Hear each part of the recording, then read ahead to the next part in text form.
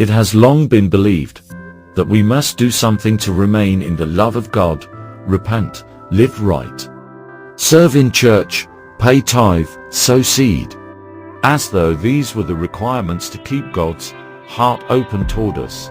But I came to tell you today that God's love is not triggered by works, whether good or bad.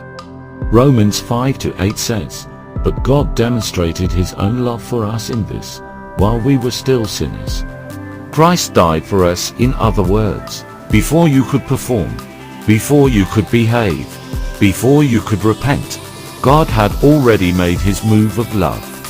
Think about this. You didn't ask to be created. You didn't apply to be born. So why should you have to earn the love of the one who created you? Jeremiah 1:5 says, "Before I formed you in the womb, I knew you. You were known, not auditioned." 1 John 4:7 tells us, "For God is love." That's not just something he does, it's who he is. Love is his identity. Love is his posture. Love is his default. And he never switches off. When a mother gives birth, it becomes her responsibility to love that child, to feed, clean, and care for that child. Even when the baby messes up, even when he pees or poos on himself. Why? Because the child didn't ask to be born.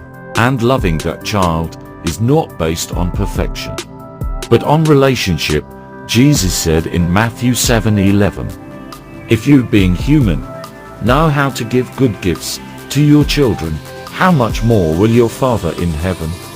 If human love can show up with such grace, how much more the perfect Father? You didn't earn God's love, you were born into it. You are loved not because you're lovable, but because he is love. Ephesians 2:8-9 says, "For it is by grace you have been saved, through faith, and this is not from yourselves, it is the gift of God." So breathe, rest, receive, you are already loved.